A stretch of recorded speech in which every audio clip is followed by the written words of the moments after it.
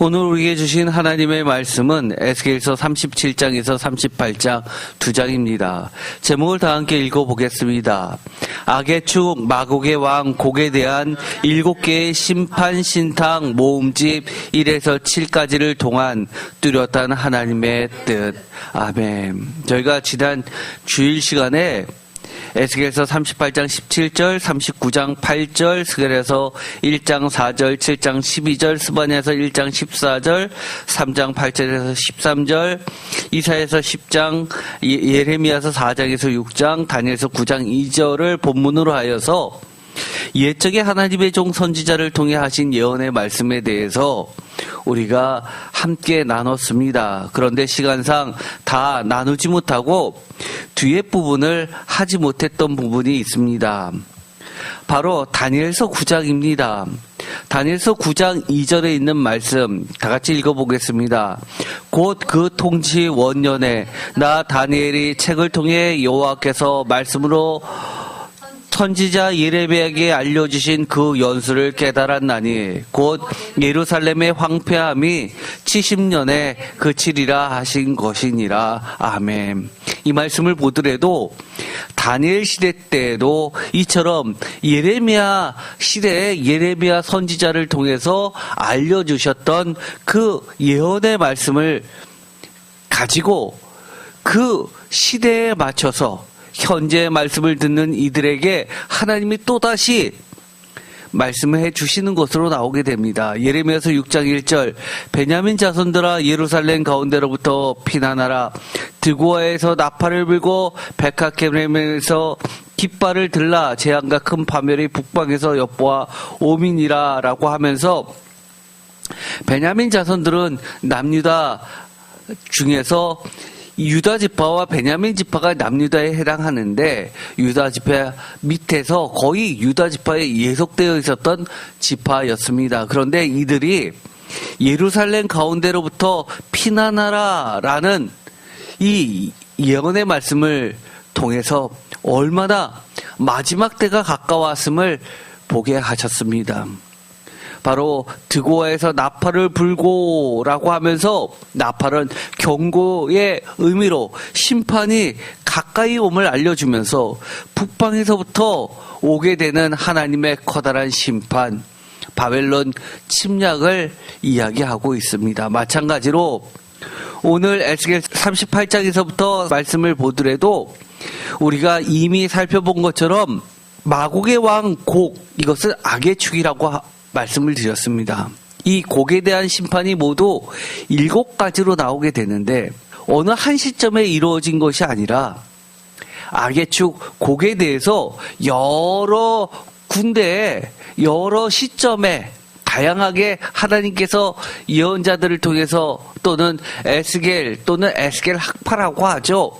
에스겔의 제자들을 이룬 그 여러 선지자를 통해서 하나님께서 하셨던 말씀을 이처럼 한때 모아서 38장 다음에 39장까지 이처럼 어떤 요약된 형태로서 7이라는 숫자, 완전한 예언이라는 성격으로 7개의 말씀으로 모아놓았다고 하였습니다. 그런데 이것을 보면 요한계시록에 그대로 반영되었었던 것을 보게 됩니다. 어떻게 보면 요한계시록은 이 에스겔서를 그대로 모티브로 해서 원뿔형으로 요한계시록이 계속 가면서 이 마지막 곡의 전쟁 이전에 천년왕국이 있은 다음에 다시 사탄이 풀려나와서 마지막 전쟁을 치르는 매우 독특한 형태를 가지고 있지만 사실 에스겔서를 기준으로 해석해 보면 이 38장 그 이전에 있었던 37장 끝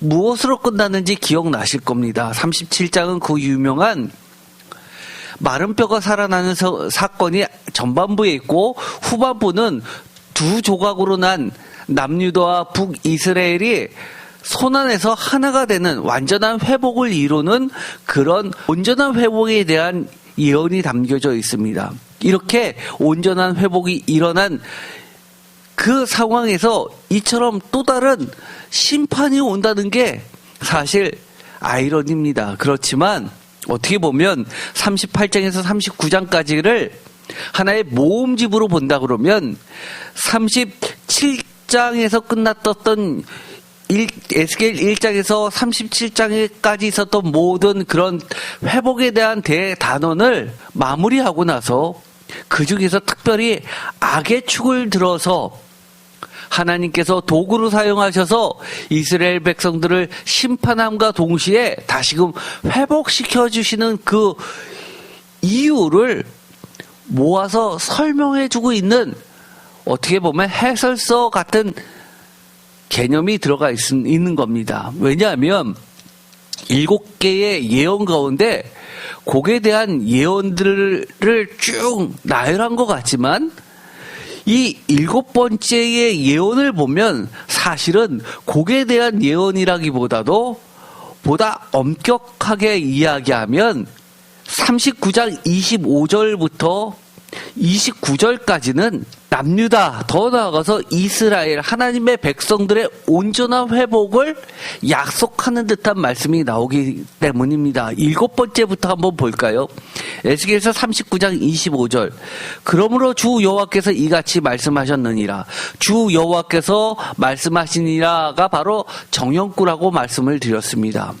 이 단락이 나오는 때부터 그 여호와의 말씀이니라까지가 하나의 커다란 예언의 선포의 처음과 끝 단락이 되면서 이것이 하나의 예언 단락입니다. 그런데 25절부터 보면 곡에 대한 심판이라기보다도 회복에 대한 약속의 말씀이 들어가 있습니다.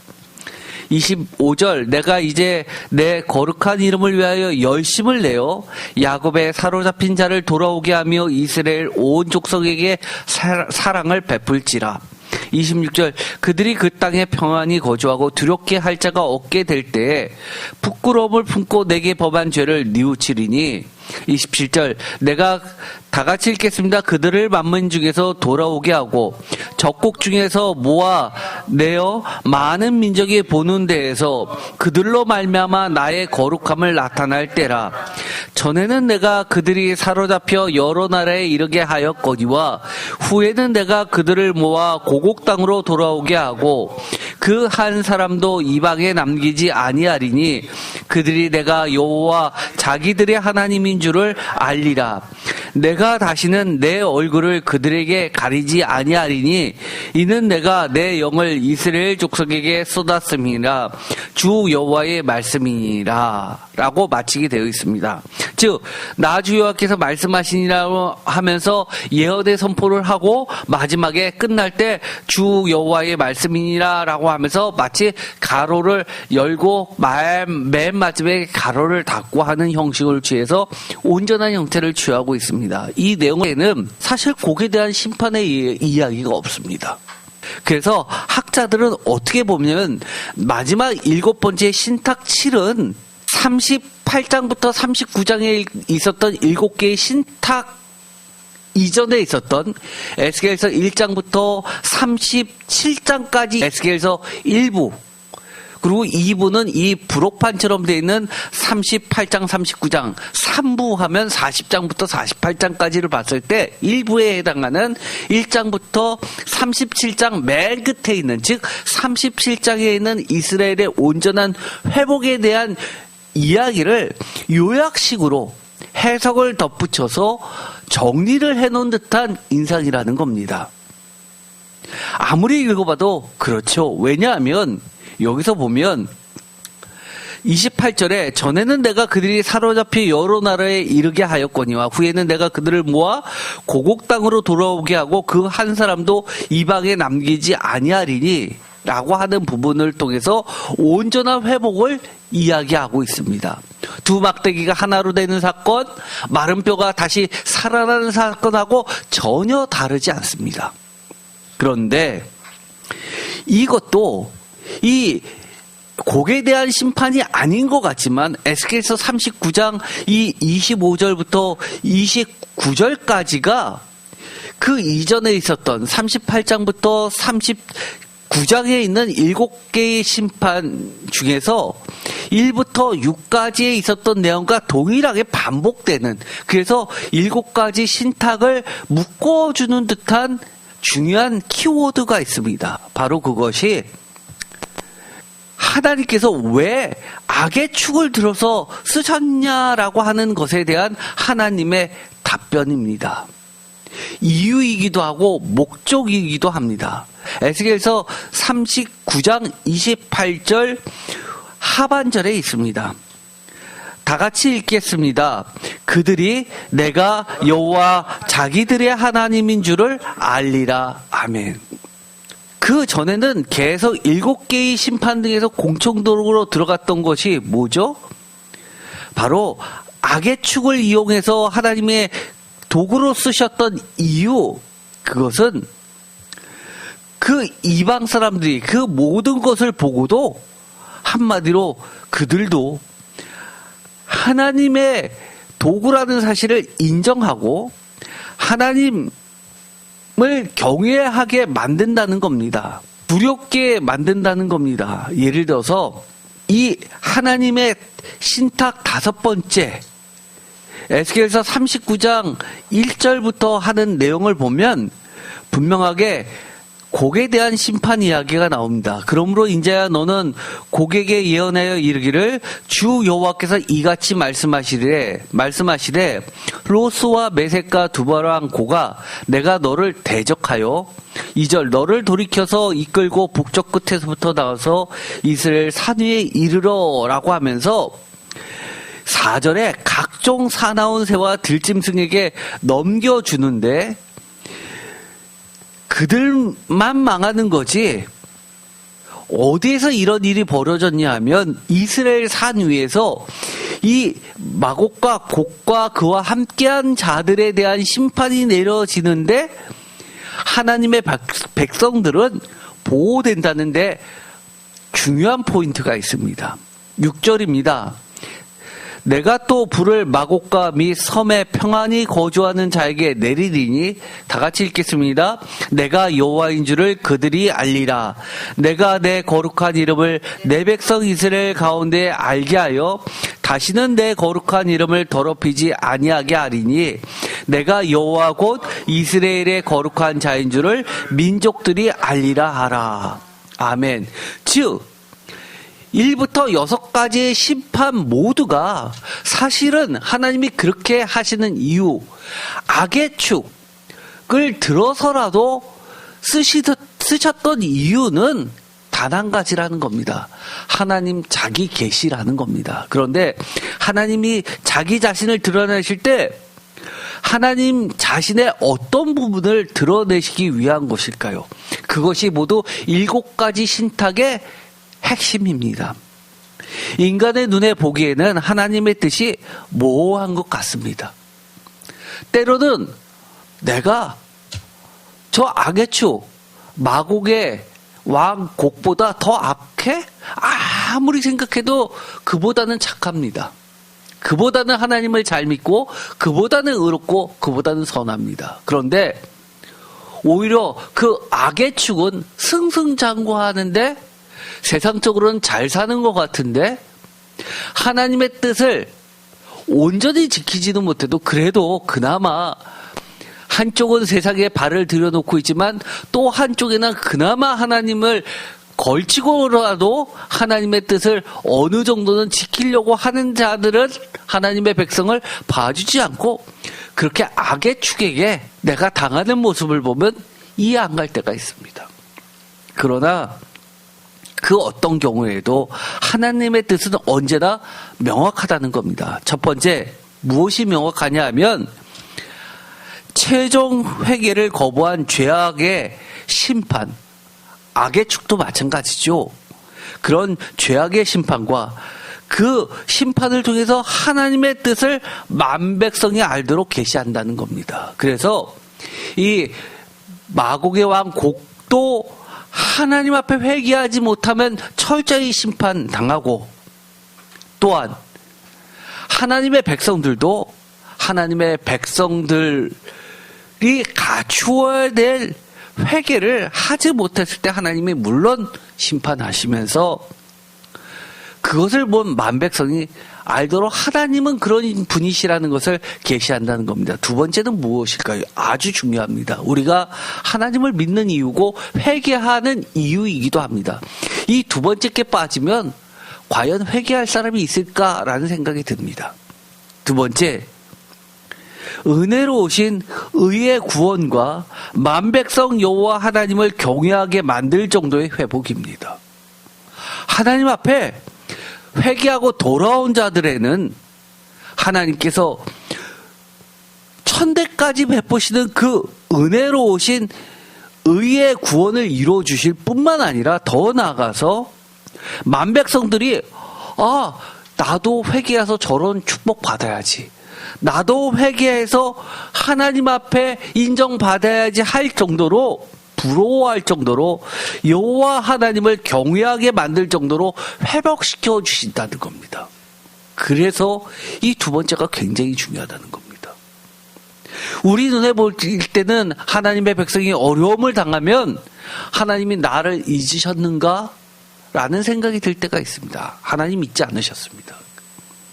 때로는 제가 왜 악의 축을 들어서 하나님께서 심판하실까라고 했을 때 세 가지 이유를 들었습니다. 그 중에는요, 의롭지만 하나님께서 우리를 정금같이 순결하게 하시기 위해서 훈련시키시는 것도 포함시켜 있을 수 있다고 말씀드렸습니다. 그것이 배제되지 않습니다. 그러나 여러 가지가 섞여 있죠. 우리가 악한 부분도 있고 의로운 부분도 있고 하나님이 사탄의 시험을 허락하신 부분도 있습니다. 예를 들어서 내가 그렇게 잘못은 하지 않았습니다. 벌 받을 정도는 아닙니다. 그러나 사탄의 공격을 하나님께서 허락하시는 경우도 있습니다. 욥처럼요. 어쨌든 간에 이 모든 것이 섞여는 있지만 명확하게 하나님의 백성은 철저하게 반드시 구원해 주십니다. 온전한 회복됨을 통해서 하나님의 백성이 저렇게 깔아뭉개지는 것을 보면서 고소해하고 조롱했던 그들이 두렵고 떨리는 마음으로 그들도 하나님 앞에 다시 돌아오고, 그리고 하나님의 백성들을 높이 여길 정도로 그 정도로 회복시켜 주신다는 겁니다. 이사야서는 어떻게 이야기했죠? 심지어 애굽도 아수르도 예물을 가지고 이스라엘에 초막절을 드리러 온다고 합니다. 그것도 빈손이 아닙니다.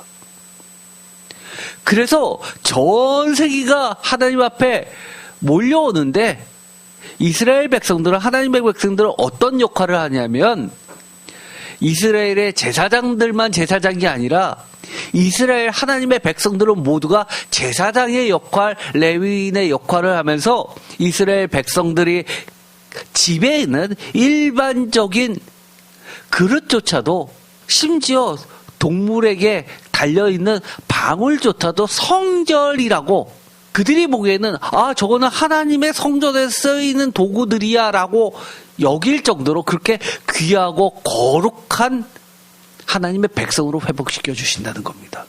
이것은 굉장히 중요합니다. 우리가 세상에 나가서 살 때 얼마나 하나님을 믿지 않는 사람들이 악하냐 하면 하나님을 믿는 하나님의 백성들, 성도들을 막대합니다. 말도 막하고요. 그것은요, 하나님이 뭐라고 말씀하셨죠? 하나님에 대해서 막말하는 것이고 막대하는 것이라고 이야기하라 하는 겁니다. 그런데 하나님이 두렵다면 하나님의 백성한테 감히 그러지 못하죠. 최소한 물어볼 겁니다. 야, 나는 이거를 잘 모르겠는데 너 하나님 잘 섬기잖아. 이렇게 하는 게 하나님의 뜻에 맞는 것 같아. 하나님이 좋아하실 것 같아. 하나님이 싫어하실 것 같아. 하나님이 싫어하시면 내가 하지 말아야 되는 거 아니야?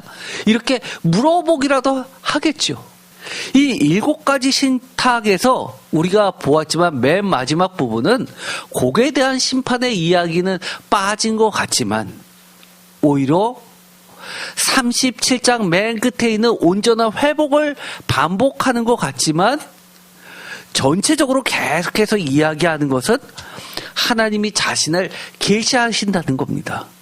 계시하는 내용은 최종 회개를 거부한 죄악의 심판과 하나님의 뜻을 만백성이 알도록 계시하는 것이고, 두 번째는 은혜로 오신 의의 구원과 만백성이 여호와 하나님을 경외하게 만들 정도로 회복시켜 주신다는 겁니다. 그래야지 하나님을 믿고 예수님을 믿는 성도들이 하나님을 믿을 만 나는 거 아닙니까? 하나님을 몰랐던 자들도 하나님을 믿을 이유가 생기는 것 아닙니까? 잘 몰라도요. 첫 번째부터 보도록 하겠습니다. 첫 번째 신탁은 에스겔서 38장 1절에서 9절까지의 말씀입니다. 첫 번째 단락인데, 이곳에는 곡을 이끌어 드리라고 하는 최초의 하나님의 고지, 알림이 나옵니다. 에스겔서 38장 1절, 여호와의 말씀이 내게 임하여 이르시되 2절, 인자야 너는 마곡 땅에 있는 로스와 메섹과 두발 왕 곧 고게게로 얼굴을 향하고 그에게 예언하여 3절 이르기를 주 여호와께서 이같이 말씀하시기를 로스와 메섹과 두발 왕 고가 내가 너를 대적하여 4절 너를 돌이키고 갈고리로 내 아가리를 꿰고 너와 말과 기마병 곧 내 온 군대를 끌어내되 완전한 갑옷을 입고 큰 방패와 작은 방패를 가지며 칼을 잡은 큰 무리와 5절 그들이 함께한 방패와 투구를 갖춘 바사와 구스와 북과 6절 고멜과 그 모든 떼와 북쪽 끝에 도갈마 족속과 그 모든 떼 곧 많은 백성의 무리를 너와 함께 끌어내라. 7절 너는 스스로 예비하되 너와 내게 모인 무리들이 다 스스로 예비하고 너는 그들의 우두머리가 될지어다.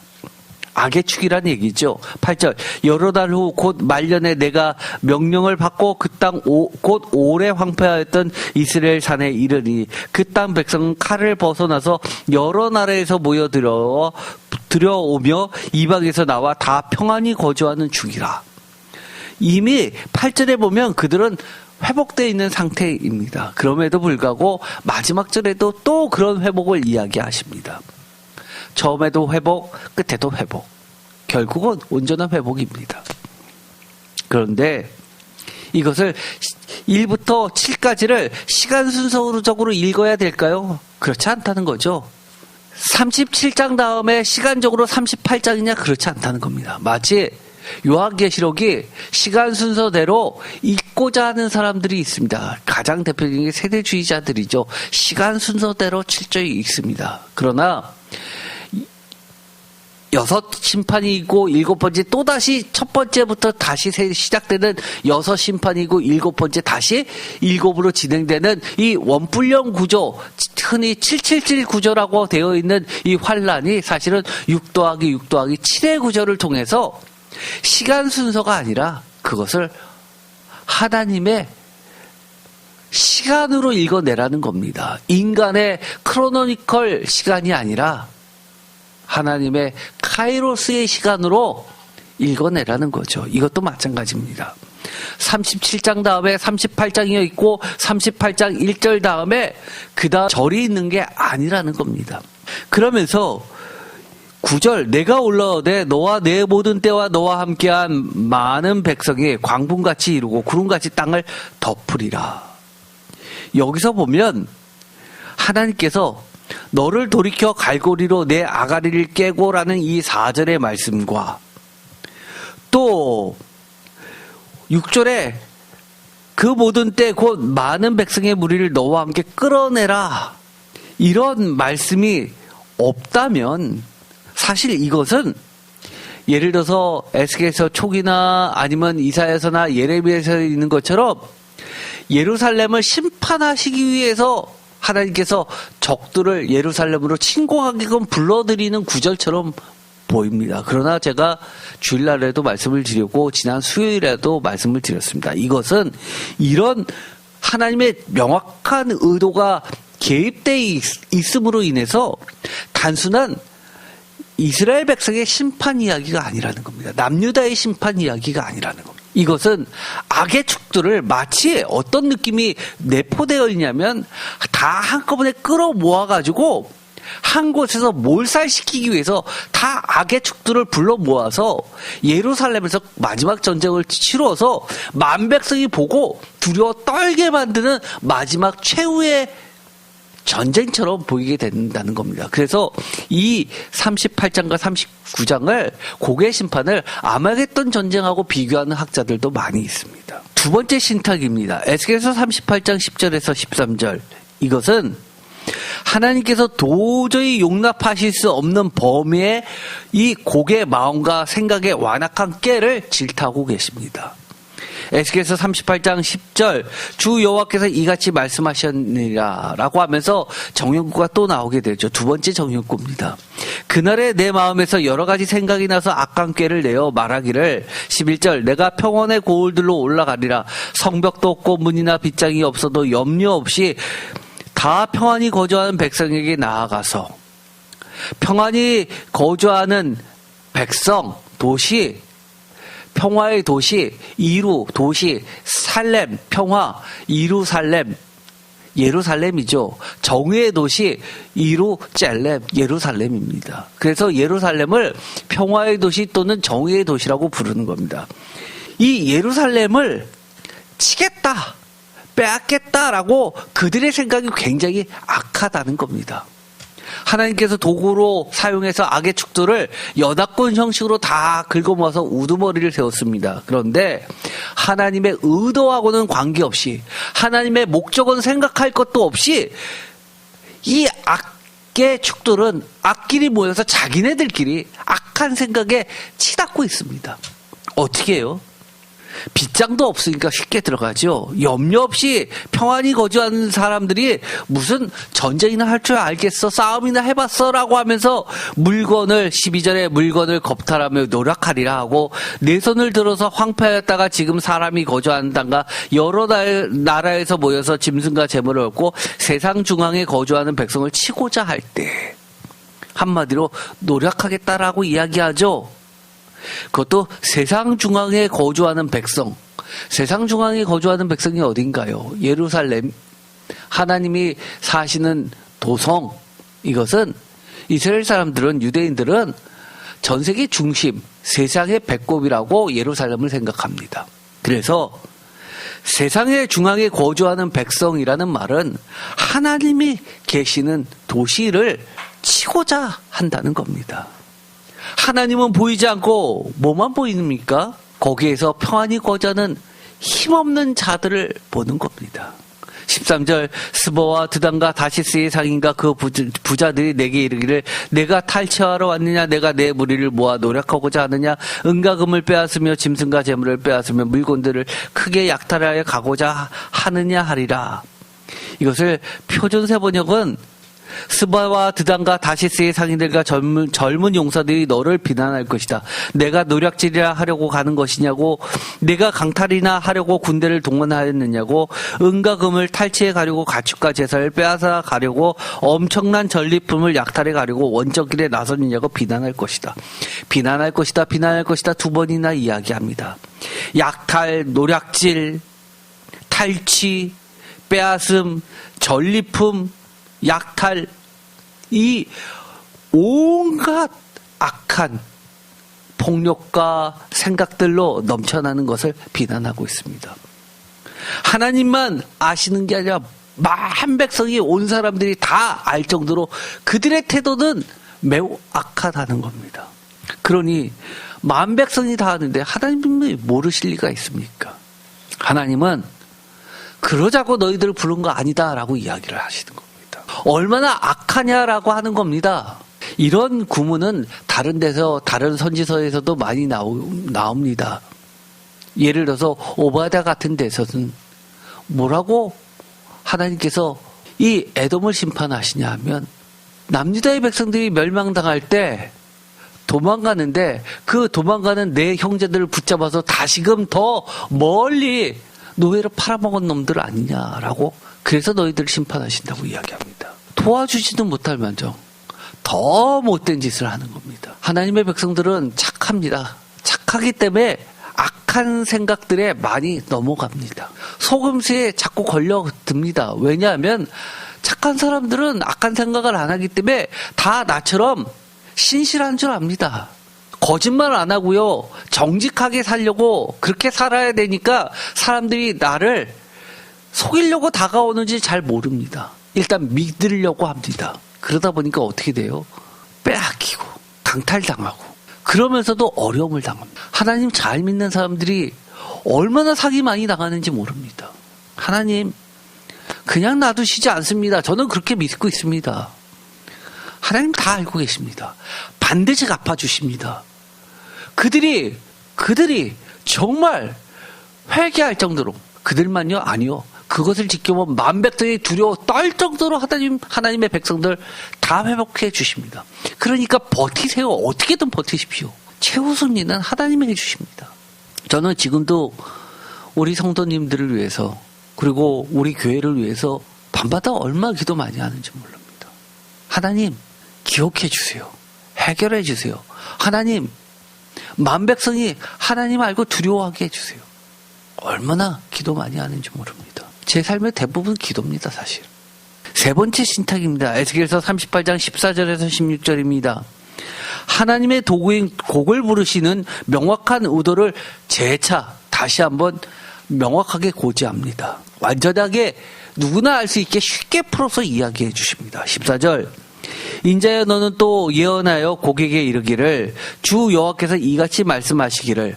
이것은 정형구조 세 번째 단락입니다. 내 백성 이스라엘이 평안히 거주하는 날에 다 같이 읽겠습니다. 내가 어찌 그것을 알지 못하겠느냐. 어찌 그걸 알지 못하겠느냐고 반문하시는 겁니다. 너도 알잖아 라고 질책하시는 겁니다.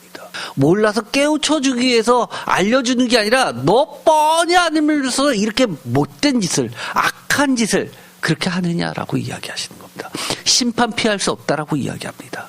15절 내가 내 고국 땅 북쪽 끝에서 많은 백성 곧 다 말을 탄 큰 무리와 능한 군대와 함께 오되 16절 구름이 땅을 덮음같이 내 백성 이스라엘을 치러 오리라. 고가 끝날에 내가 너를 이끌어다가 내 땅을 치게 하리니 이는 내가 다 같이 읽겠습니다. 너로 말미암아 이방 사람들의 눈앞에서 내 거룩함을 나타내어 그들이 다 나를 알게 하려 함이라. 아멘. 표준세 번역은 더 명확하게 이야기합니다. 마치 구름이 땅을 덮는 것 같이 내가 내 백성 이스라엘을 칠 것이다. 다 같이 읽겠습니다. 고가 오랜 세월이 지난 뒤에 때가 되면 내가 너를 끌어들여서 내 땅을 치게 하겠다. 문민족은 내가 내 거룩함을 밝히 나타내려고 너를 이렇게 부리고 있는 것을 보고 나서야 내가 누구인지를 알 것이다. 아멘. 이해되십니까? 저는요 이런 구절이 참 한국말이면서도 마음에 동의가 안 됩니다. 솔직하게요. 하나님께서 축복 주시려면 그냥 주시지. 왜 이렇게 어려운 과정들을 꼭 겪게 하실까? 동의는 안 됩니다. 그러나 하나님이 그렇게 하신다면 그렇게 하시는 거죠. 다만 하나님의 백성들은 하나님만을 믿고 하나님의 보다 큰 계획이 있음을 믿고 신뢰하고 끝까지 버텨야 됩니다. 내가 내 거룩함을 밝히 나타내려고 말씀하십니다. 적당히 아는 사람도 있고 모르는 사람도 있고 의견이 분분한 것이 아니라 밝히 나타내려고 그렇게 하신다는 겁니다. 그래서 하나님의 백성들은요, 하나님의 말씀대로 살다 보면 어려움 많이 겪습니다. 내가 하나님 믿는데 지금까지 어려움 없었다고요? 한번 돌이켜 생각해 보세요. 하나님 진짜 잘 믿는 건지, 예수님 진짜 잘 믿는 건지 한번 생각해 보셔야 됩니다. 사람들이 가장 명확히 할 때가 뭡니까? 반전의 반전을 경험할 때 가장 명확하게 합니다. 이게 뭐야? 진짜야? 이렇게 되는 겁니다. 우리 인생에서 그런 일 없었어요? 하나님 안에서 반전의 반전을 일으키면서 하나님의 거룩함을 끝까지 나타내려고 하나님 붙잡고 사시기 바랍니다. 그러면 하나님의 전쟁에 내가 놓이게 되는 것이고 하나님이 알아서 전쟁하십니다. 우리의 시간은 끝났습니다. 하나님의 시간입니다. 하나님의 시간에서 하나님이 끌어가셔야죠. 끝내셔야죠. 내가 끝내고 싶다고 끝나집니까? 하나님이 끝내셔야지 끝나는 거지요. 네 번째 단락입니다. 네 번째 단락은 에스겔서 38장 17절에서 23절까지입니다. 드디어 곡의 멸망이 나오게 됩니다. 신탁 네 번째 이야기입니다. 에스겔서 38장 17절 주 여호와께서 이같이 말씀하셨느니라. 정형구가 또 나왔죠. 이 17절을 근거로 해서 제가 지난 주일날 이 38장에서 39장까지가 곡에 대한 심판 모음집이라고 했던 이유입니다. 다 같이 읽겠습니다. 내가 옛적에 내 종 이스라엘 선지자들을 통하여 말한 사람이 내가 아니냐. 그들이 그때 여러 해 동안 예언하기를 내가 너를 이끌어다가 그들을 치게 하리라. 아멘. 내가 옛적에 내 종 이스라엘 선지자들을 통하여 여러 해 동안 예언했었던 말씀들이라는 겁니다. 그런데 18절 그날에 곡이 이스라엘 땅을 치러 오면 다 같이 읽겠습니다. 내 노여움이 내 얼굴에 나타나리라. 주 여호와의 말씀이니라. 이 말씀을 보면 뭡니까? 그들을 도구로 써서 불렀지만 하나님이 하신 그 목적을 벗어나서 그들이 악함의 끝을 향해 달려가면서 마치 자기네들이 잘나서 힘이 세서 그렇게 이스라엘을 치러 오는 것처럼 생각하는 그들에게 내 노여움을 보이겠다는 겁니다. 표준세 번역은 어떻게 번역하냐면요. 곡이 이스라엘 땅을 쳐들어오는 그날에는 다 같이 읽겠습니다. 내가 분노와 격분과 우라를 참지 못할 것이다. 뭐를 참지 못한다고요? 분노와 격분과 우라. 여러분, 우라 있으십니까? 우라? 버락 소리 지르면서 화 내보신 적 있습니까? 하나님의 우라, 참지 못할 정도로 분노와 격분과 우라를 쏟아내면 어떻게 될까요? 19절 내가 질투와 맹렬한 노여움으로 말하였거니와 그날에는 큰 지진이 이스라엘 땅에 일어나서 20절 바다의 고기들과 공중의 새들과 들의 짐승들과 땅에 기는 모든 벌레와 지면에 있는 모든 사람이 내 앞에서 떨 것이며 모든 산이 무너지며 절벽이 떨어지며 모든 성벽이 땅에 무너지리라. 여기서 주로 하나님의 그 노여움은 천지개벽이라고 할 정도의 엄청난 대지진입니다. 이것은 예레미야서 4장 24절에서 26절, 10장 22절에도 나와 있는 이야기입니다.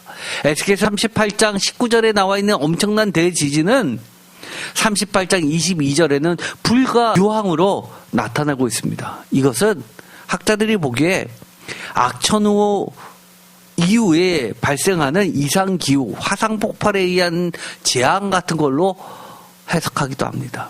이사야서 30장 31절, 시편 11편 6절에도 나오게 됩니다. 그러나 이런 단순한 기후의 변화가 아니라 대재앙이라는 거죠. 어느 정도의 재앙일까요? 이 하나님께서 이야기하시는 것을 가만히 보면 20절에 이렇게 되어 있습니다. 바다의 고기들과 공중의 새들과 들의 짐승들과 땅에 기는 모든 벌레와 지면에 있는 모든 사람이 이 구절까지만 읽었다고 칩시다. 여러분들은 뭐가 생각납니까? 창세기 1장의 천지창조가 생각납니다. 그렇죠? 천지창조할 때 바다의 고기들과 공중의 새들과 들의 짐승들과 땅에 기는 모든 벌레와 지면에 있는 모든 사람들과 열매들과 이 모든 것을 지으신 하나님으로 나타납니다. 즉, 그 어디 하나 빈 곳 없이 철저하게 하나님께서 하나님의 진노를 심판을 드러내신다는 겁니다. 그러면서 21절 주 여호와의 말씀이니라 내가 내 모든 산 중에서 그를 칠 칼을 부르리니 각 사람이 칼로 그 형제를 칠 것이며 내가 또 전염병과 피로 그를 심판하며 쏟아지는 폭우와 큰 우박덩어리와 불과 유황으로 그와 그 모든 무리와 함께 있는 많은 백성에게 비를 내리듯 하리라. 불과 유황이 큰 우박덩어리가 하늘에서 비처럼 쏟아지면서 모두를 멸절시킨다고 합니다. 우리가 한동안 뉴스에서 봤죠. 그 불이 일어났는데 끄지를 못하다가 변곡점이 있었습니다. 많은 양의 비도 아닙니다. 약간 적시는 정도의 비가 내리고 나서부터는 서서히 잡히기 시작했습니다. 그런데 폭우가 내린다고 생각해 보십시오.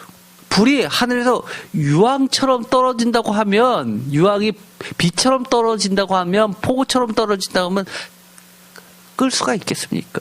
23절 다 같이 읽겠습니다. 이같이 내가 여러 나라의 눈에 내 위대함과 내 거룩함을 나타내어 나를 알게 하리니 내가 여호와인 줄을 그들이 알리라. 표준세 번역으로도 읽겠습니다. 내가 이렇게 문 민족이 보는 앞에서 내 위엄을 떨치고 나서 거룩함을 밝히 나타내면 그때야 비로소 그들이 내가 주인인 줄을 알 것이다. 아멘. 왜 그때야 비로소까지 갈까요? 왜 이같이 하나님이 하실까요? 그만큼 악하기 때문입니다. 하나님의 백성은 하나님이 훈계만 주셔도 돌아옵니다. 그런데 점점점 악해지고 교만해지면 하나님의 백성도 아무리 말해도 듣지 않습니다. 그런데 하나님을 모르는 악한 축들은 얼마나 더 하겠습니까? 끝까지 가야 그제서야 겨우 돌아올 겁니다. 그래서 심판이 곧 구원이 되는 겁니다. 민족들이 봐야지만 아는 겁니다. 듣기만 해서는 모릅니다. 그들이 본다는 얘기는 뭡니까? 그들이 경험한다는 이야기입니다. 야, 진짜 무섭네. 무섭네. 하나님 정말 무서운 분이시구나. 그들이 안다는 겁니다. 하나님을 뭘로 고백하게 돼요? 다른 거 아닙니다. 하나님이 주인이라는 것을 알게 되는 겁니다. 우리가 하나님을 어떤 분으로 여러분들은 부르고 섬기고 있습니까? 모시고 있습니까? 하나님의 속성 중에서 어떤 겁니까? 복을 주는 복의 근원 요술방망이로 하나님을 섬기고 있습니까? 아니면 하나님이 나의 주인이라고 고백하고 있습니까? 주인이 돼야죠, 주인. 이럴 때는 내가 주인이고 저럴 때는 나보다 힘센 사람이 나한테 이득을 주는 것 같은 힘 있는 자들이 주인이다가 아쉬울 때만 하나님 주인 찾으면 됩니까? 그거 아니죠. 각 시대의 악이라고 이야기했습니다. 이런 곡의 멸망의 예는 여호와의 진노가 거룩한 존칭을 통해서 광범위하게 표출됩니다. 이사야 시대에서는 아수르, 이사야서 5장 26절 이하, 14장 31절, 예레미야 시대에는 바벨론, 여호수아 시대 8장 14절 이하, 사사기 4장 14절 이하, 5장 4절 20절, 사무엘상 7장 7절 이하, 14장 15절 이하, 사무엘하 5장 20절 이하 등등 그 곡이라고 할 수 있는 이스라엘 백성들을 멸망할 정도로 그렇게 했었던 악의 세력들은 다양했습니다. 심지어 블레셋도 들어가 있었죠. 오늘날에 있어서 그 악의 축들은 무엇일까요? 우리 인생에서 나를 지금 멸망 직전까지 밀어 제끼고 있는 악들이 있을 겁니다. 어떤 분들은요, 질병이 있을 수 있죠. 경제적 어려움도 있을 수 있습니다. 고독도 있을 수 있고요. 학생들 앞에서는 특히 그렇죠. 어떤 분들은요, 불명예도 될 수 있습니다. 어떤 분들은요, 그거 다 필요 없고 정말 진리에 고파서 진리가 하나님인데 그 진리를 찾지 못해서 죽어가는 자들도 있습니다. 신탁 5번째 에스겔서 39장 1절에서 16절 하나님이 고기 패망에 대해서 상세히 서술해 주십니다. 그래서 학자들은 이 신탁 5번째를 읽어보면 이거 신탁이 좀 중첩되어 있는 거 아니야? 혼지되어 있는 거 아니야? 그런 인상을 받습니다. 그러나 이 6번째 신탁하고 이 5번째 신탁은 두 가지를 서로 묶어주는 키워드가 있습니다. 에스겔서 39장 4절과 에스겔서 39장 17절에서 20절 새와 맹수를 향연에 초대하던 장면이 나오게 됩니다. 에스겔서 39장 1절 그러므로 인자야 너는 고객에게 예언하여 이르기를 주 여호와께서 이같이 말씀하시되 로스와 메섹과 두발 왕 고가 내가 너를 대적하여 2절 너를 돌이켜 이끌고 북쪽 끝에서부터 나와서 이스라엘 산 위에 이르러 3절 내 활을 쳐서 내 왼손에서 떨어뜨리고 내 화살을 내 오른손에서 떨어뜨리리니 4절 너와 내 모든 무리와 너와 함께 있는 백성이 다 이스라엘 산 위에 엎드러지리라. 다 같이 읽겠습니다. 내가 너를 각종 사나운 새와 들짐승에게 넘겨 먹게 하리니 내가 빈들에 엎드러지리라. 이는 내가 말하였습니다. 주 여호와의 말씀이니라. 아멘. 온갖 사나운 새와 들짐승의 먹이가 되는 게 뭡니까? 시체로 널브러져 있다는 얘기죠. 표준세 번역은 나는 날개 돋친 온갖 종류의 사나운 새들과 들짐승들에게 너를 넘겨주어서 뜯어먹게 하겠다라고 얘기하십니다. 하이에나 같으면 뼈만 남기고 다 먹는다고 하죠. 뼈는 또 땅 개미들이 다 쓸어갑니다. 5절 내가 빈들에 엎드려지리니 이는 내가 말하였습니다. 주 여호와의 말씀이다. 엎드려지는 이유 단 하나입니다. 하나님께서 말하였기 때문이라는 겁니다. 하나님의 심판, 하나님의 행하심은 하나님의 말씀입니다. 그래서 우리가 하나님의 말씀 붙잡는 이유이기도 합니다. 하나님의 말씀이 곧 힘이죠. 사람들의 말로부터 위로받을 생각하지 마세요. 하나님의 말씀이 곧 새 힘입니다.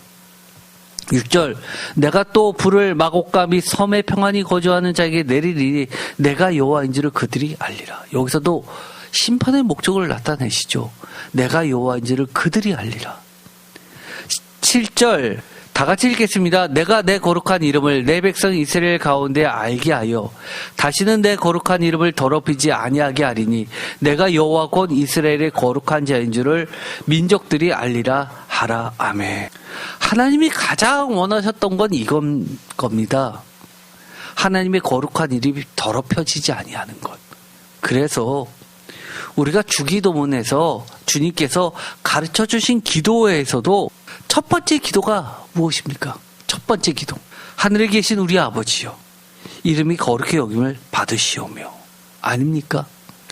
하나님의 이름을 거룩히 여김을 받게 하기 위해서 하나님의 백성을 선택하셔서 그들에게 하나님의 법을, 하나님의 말씀을 주셨는데 그들이 하나님의 말씀을 더럽혔습니다.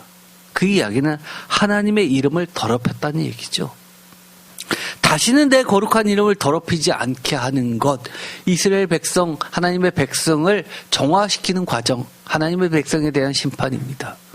또 그렇게 무너지고 있는 하나님의 백성을 보면서 깔깔대면서 조롱하면서 거봐 하나님이 뭐가 힘이 있어, 하나님 대단할 게 뭐가 있어 하면서 하나님까지 욕하고 우습게 보는 이방인들, 그들도 하나님은 더 악하다고 이야기하시면서 다시는 더럽히지 않게 하시겠다고 이야기하십니다. 그렇게 해서 결국은 만백성이 여호와 곧 이스라엘의 거룩한 자인 줄을 민족들이 알게 하겠다고 하십니다. 에스겔서 39장 8절, 주의 말씀이니라 볼지어다 그날이 와서 이루어지리니 내가 말한 그날이 이날이라. 그날이 이날이라. 이날이 언제입니까? 오늘 우리가 하나님의 말씀을 듣는 그날이 이날입니다. 오늘입니다. 9절, 이스라엘 성읍들에게 거주하는 자가 나가서 그들의 무기를 불태워 사르되 큰 방패와 작은 방패와 활과 화살과 몽둥이와 창을 가지고 7해 동안 불태우리라. 여기서 7해 동안 불태우리라. 뭡니까? 표준세 번역은 이렇게 이야기합니다. 버려진 무기들을 땔감으로 주워 오는데 큰 방패와 작은 방패, 활과 화살, 몽둥이와 창을 모아 땔감으로 쓰면 7해 동안은 넉넉히 쓸 것이다. 10절, 이같이 그 무기로 불을 피울 것이므로 그들이 들에서 나무를 주워오지 아니하며 숲에서 벌목하지 아니하겠고 전에 자기에게서 약탈하던 자의 것을 약탈하며 전에 자기에게서 늑탈하던 자의 것을 늑탈하리라. 주 여호와의 말씀이니라. 자기들에게서 약탈해간 사람들을 약탈하고 노략질해간 사람들을 노략질할 것이다 라고 이야기합니다. 11절, 그날에 내가 곡을 위하여 이스라엘 땅 곧 바다 동쪽 사람이 통행하는 골짜기를 매장지로 주리니 통행하던 그 길이 막힐 것이라. 사람이 거기에서 곡과 그 모든 무리를 매장하고 그 이름을 하몬곡의 골짜기라 일컬으리라. 하몬곡의 골짜기라는 이름이 붙습니다. 도대체 하몬곡이 뭡니까? 하몬은 무리, 군중이란 뜻입니다. 이 골짜기에 뭐가 됐다는 거예요?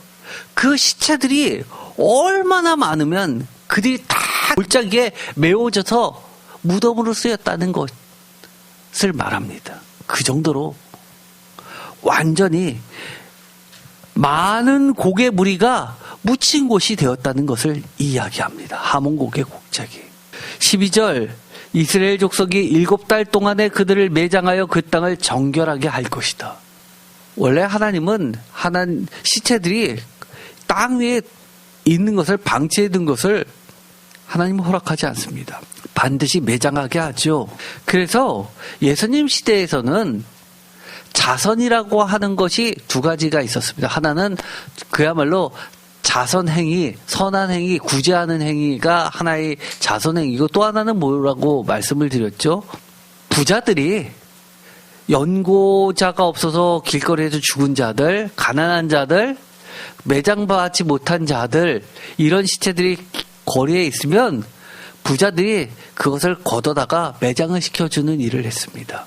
왜냐하면 유대인들이 야훼의 때가 오면 그들이 다시금 부활의 몸으로 부활할 것이라고 믿고 있었기 때문입니다. 특히 바리새파 사람들이 그랬습니다.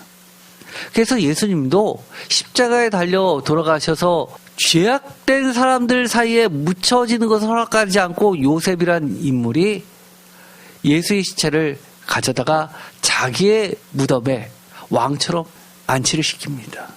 자선입니다. 그런데 13절에 어떻게 이야기하냐면 그 땅 모든 백성이 그들을 매장하고 그로 말미암아 이름을 얻으리니 이는 나의 영광이 나타나는 날이라 주 여호와의 말씀이니라. 사람이 죽는 것이 뭐 그리 하나님의 영광이 나타나는 겁니까? 라고 물으실 수 있겠지만 이것은 단순히 매장되었다라고 이야기하는 것이 아니라 악이 이 땅에서 완전히 사라졌다는 것을 이야기하는 겁니다. 하나님의 영광이 어떻게 하면 나타날까요? 이 땅에 악이 멸절될 때 하나님의 영광은 나타나는 겁니다. 그래서 우리가 악하고 끝까지 싸우는 거고요. 아무리 힘들어도 하나님의 백성들은 하나님의 말씀 붙잡고 선한 싸움을 하는 겁니다. 14절 그들이 사람을 택하여 그 땅에 늘 수행하며 매장할 사람과 더불어 지면에 남아있는 지대를 매장하여 그 땅을 정결하게 할 것이라. 7달 후에 그들이 살펴보되 지나가는 사람들이 그 땅으로 지나가다가 사람의 뼈를 보면 그 곁에 편말을 세워 매장하는 사람에게 가서 하몬골 골짜기에 매장하게 할 것이요. 예수님 시대에서는 표시를 해가지고 이 바리새인들 또는 이 제사장들은 그곳을 피하게 했죠. 여기선 편말을 세워서 매장하는 사람에게 가서 하몬곳 골짜기에서 매장하게 해서 그 땅을 정결하게 하는 일을 계속해서 했던 겁니다. 16절 다 같이 읽겠습니다. 성읍의 이름도 하모나라 하리라. 그들이 이같이 그 땅을 정결하게 하리라. 하몬곡 골짜기라는 이름을 딴 하모나라는 성읍이 생길 것이다 라고 예언하고 있습니다. 그런데 이 39장 다섯 번째 이 신탁의 말씀은 사실 이 39장 17절부터 나와 있는 6번째의 곡에 대한 심판에 비해서는 굉장히 뭐라고 그럴까요? 순하게 표현되어 있습니다. 거의 마치 우리가 경기가 끝나고 나서 뒷정리하는 식으로 그려져 있습니다. 그런데 이 6번째 신탁을 한번 볼까요? 39장 17절부터 24절 하나님의 최종 승리의 축제가 드러나 있는데요. 이것은 신탁 5번째 중에서 에스겔서 39장 4절과 에스겔서 39장 17절에서 20절에 있는 새와 맹수를 향연에 초대하는 공통적인 거로 나오게 됩니다. 이스라엘의 범죄와 죄악 때문에 이스라엘 산에 예비된 살과 피의 잔치, 이 곡의 심판을 이야기하는 겁니다. 더하기 에스겔서 39장 21절에서부터 24절까지 심판에 대한 묘사를 총괄하는 마무리 짓는 본래의 결구가 나오게 됩니다. 39장 17절 주 여호와께서 이같이 말씀하셨느니라. 너 인자야 너는 각종 새와 들의 각종 짐승에게 이르기를. 각종 새와 각종 짐승 나오죠. 너희는 모여오라. 내가 너희를 위한 잔치 곧 이스라엘 산 위에 예배한 큰 잔치로 너희는 사방에서 모여 살을 먹으며 피를 마실지어다. 꼭 에스겔서가 기억나죠? 마지막 때 말씀이 로고스가 포도도 틀을 밟듯이 그렇게 선혈이 튀는 그런 장면이 생각납니다. 표준세 번역은 이렇게 말합니다. 나 주 하나님의 말한다. 너 사람아 날개 돋친 온갖 종류의 새들과 들의 모든 짐승에게 전하여라. 너희는 모여오너라. 내가 너희들이 먹을 수 있도록 이스라엘의 산 위에서 희생제물을 잡아서 큰 잔치를 준비할 터이니 너희가 사방에서 몰려와서 고기도 먹고 피도 마셔라. 피를 마셔라 하는 것처럼 부정한 거 없죠. 까마귀 같은 이야기입니다. 독수리 같은 이야기입니다. 굉장히 이 유대인들은 부정한 짐승으로 보는 겁니다. 18절 너희가 용사의 살을 먹으며 세상 왕들의 피를 마시기를 바산의 살찐 짐승 곧 수장이나 어린 양이나 염소나 수송아지를 먹듯 할지라. 19절 다 같이 읽겠습니다. 내가 너희를 위하여 예비한 잔치의 기름을 너희가 배불리 먹으며 그 피를 취하도록 마치되 내 상에서 말과 기병과 용사와 모든 구사를 배부르게 먹을지니라 하라. 주 여호와의 말씀이니라. 이 20절까지를 보면 정말 이게 잔치 맞아? 라고 할 정도로 정말 무섭습니다. 마지막 전쟁의 결과들입니다. 이것을 하나님의 축제라고 부를 정도입니다. 그러면서 21절 내가 내 영광을 여러 민족 가운데서 나타내어 모든 민족이 내가 행한 심판과 내가 그 위에 나타나는 권능을 보게 하리라. 아까도 그랬죠. 악한 자들은 봐야지만 경험해야지만 깨닫습니다. 누가 행한 심판이요? 하나님께서. 누구 앞에서요? 모든 민족들이 어떻게 생각했는데요? 아, 이스라엘 이제 죽었구나. 끝났구나. 마고기 왕 곡이 저렇게 말탄 자들을 대거 모아가지고 우두머리가 돼서 침략하러 가는데 배견할 수 있어? 이제 끝났네 했는데 거꾸로 그들이 하나님의 전쟁에 휘말려서 멸절당합니다. 그것을 보니까 이게 뭐지? 이게 뭐야? 와, 하나님이 하셨네 라고 고백하게 된다는 겁니다. 12절 그날 이후에 이스라엘 족속은 내가 여호와 자기들의 하나님인 줄을 알겠고 23절 여러 민족은 이스라엘 족속이 그 죄악으로 말미암아 사로잡혀 갔던 줄을 알지라. 그들이 내게 범죄하였으며 내 얼굴을 그들에게 가리고 그들을 그 원수의 손에 넘겨 다 칼에 엎드려지게 하였으되 24절 내가 그들의 더러움과 그들의 범죄한 대로 행하여 그들에게 내 얼굴을 가리었느니라 라고 하면서 심판에 대해서 하나님이 하셨던 이유를 이야기해 줍니다. 이 심판은 시체가 돼서 각종 새들의 피의 향연이 살의 향연이 된 곡에 대한 심판뿐만 아니라 이스라엘 백성들이 하나님의 백성들이 이런 심판에 끼어들게 된 이유, 그것을 통해서 하나님께서 의도하신 목적도 보여주시는 겁니다. 이 과정들을 통해서 너희들도 정결하게 되고 순결하게 되고 하나님 말씀에 온전히 다가서게 된다고 이야기합니다. 그리고 나서 마지막에 7번째 신탁이 나옵니다. 7번째 신탁은 우리가 아까 처음 시작할 때 읽었죠. 이게 사실 심판입니까? 아무리 읽어도 심판 아닙니다. 7번째 신탁은 곡에 대한 심판이 아니라 에스겔서 39장 25절부터 29절까지는 하나님의 전적인 은혜에 의한 이스라엘의 온전한 회복 재건을 얘기해주고 있습니다. 즉 이것은 에스겔서 1장에서부터 37장까지의 맨 마지막 부분을 반복하는 이야기고요. 38장에서부터 39장 6신탁을 요약하면서 다시 그 끝에 하나님의 목적이 이것이다라고 반복하는 것이고요. 다시 이것은 40장에서 48장까지 하나님이 새로운 성전을 통해서 하나님께서 영원히 거주하시면서 완전하게 회복은 이런 것이다 라고 알려주시는 내용입니다. 에스겔은 전체에 이렇게 이야기합니다. 이스라엘 회복은 새로운 성전을 통해서 하나님이 돌아오셔서 하나님이 임재하심으로써 함께 하심으로써 회복이 되는 거지, 하나님께서 돌아오시지 않으면 회복은 있을 수 없다라고 이야기하는 선지자입니다. 그래서 이 40장에서 48장까지를 보면 새 성전이 다 완성되고 나서 맨 마지막에 하는 부분이 나옵니다. 뭘까요? 새로운 땅 분배 이야기가 됩니다. 하나님의 성전을 두고 하나님의 성전 근처에 제사장들과 왕과 이런 자들에게 다시금 여호수아의 땅 분배하듯이 그렇게 분배해 주면서 하나님의 예배를 제사장의 직분을 감당할 수 있게 해 주십니다. 그래서 이 마지막 단락 7번째 신탁 39장 25절에서 29절까지는 에스겔 1장에서 37장 1부, 38장에서 39장 2부, 40장 48장의 3부 전체를 각 단락의 맨 마지막과 그 다음 단락의 처음을 통일되게 연결해준 접착체처럼 그렇게 연결고리로서 이어지고 통일되게 묶어주고 있습니다. 에스겔서 39장 25절 다 같이 읽겠습니다. 그러므로 주 여호와께서 이같이 말씀하셨느니라. 내가 이제 내 거룩한 이름을 위하여 열심을 내어 야곱의 사로잡힌 자들을 돌아오게 하며 이스라엘 온 족속에게 사랑을 베풀지라. 사랑을 베푼다.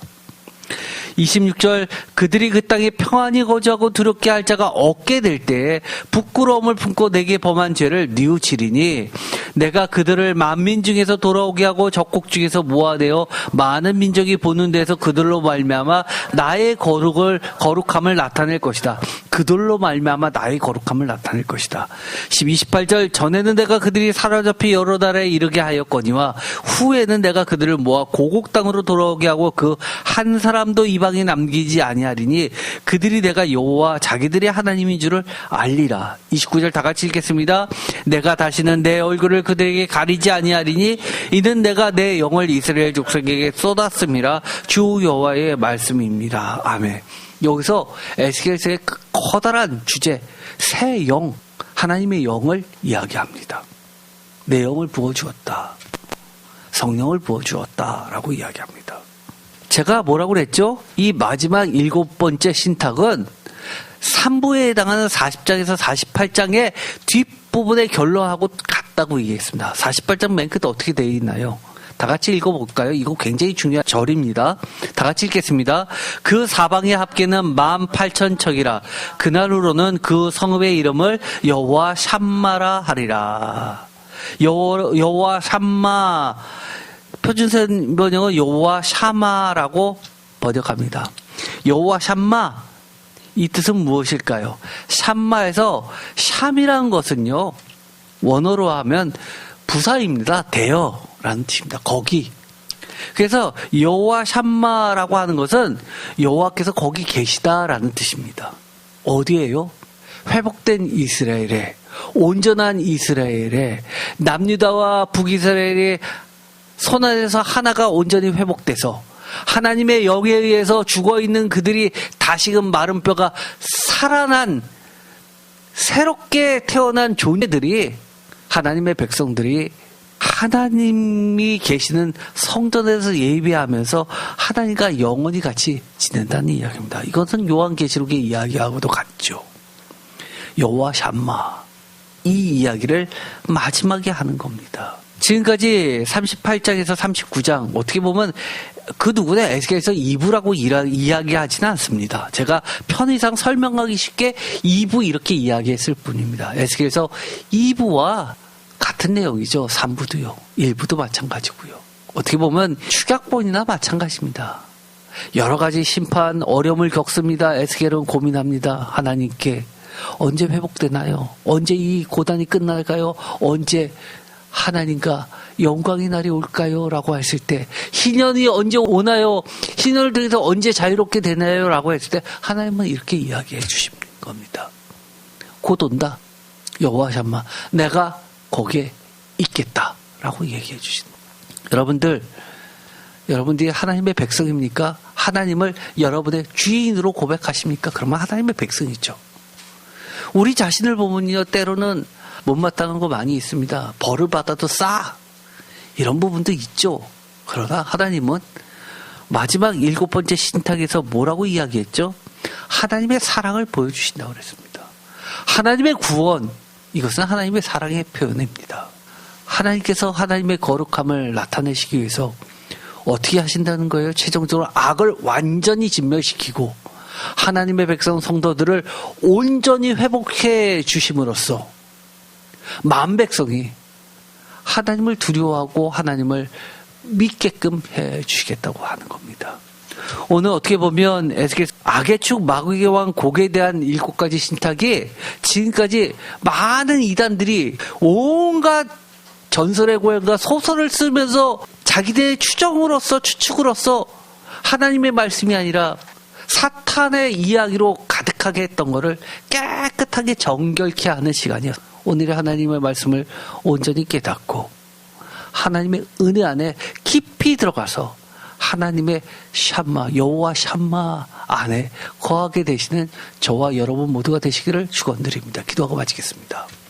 하나님, 우리가 때로는 세상을 살 때 너무나 힘듭니다. 하나님께서 나의 죄악 때문에 심판하시기 위해서 이렇게까지 하시나라는 생각이 절로 들 때가 많습니다. 때로는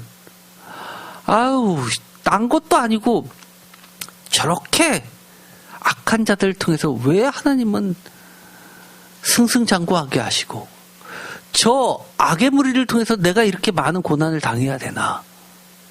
하나님 진짜 계신가? 라고 회의도 들 때, 의심도 들게 만들 때도 있습니다. 그러나 오늘의 말씀을 통해서 하나님께서는 하나님의 거룩함을 드러내시기 위하여, 하나님의 백성의 온전한 회복을 위하여, 정결케 됨을 위하여, 그리고 이 땅에서 하나님의 천지 창조된 새롭게 만들어진 이 땅에 악이 완전히 멸절되기를 위하여 이런 과정들을 허락하셨다고 말씀해 주십니다. 끝까지 하나님의 말씀 붙잡고 하나님과 함께 하나님의 전쟁에서 승리하여 남게 하여 주옵소서. 그리함으로써 하나님의 백성으로서 하나님의 영광을 드러내는 존재들 모두 되게 하여 주옵소서. 예수 그리스도의 이름으로 기도드립니다. 아멘.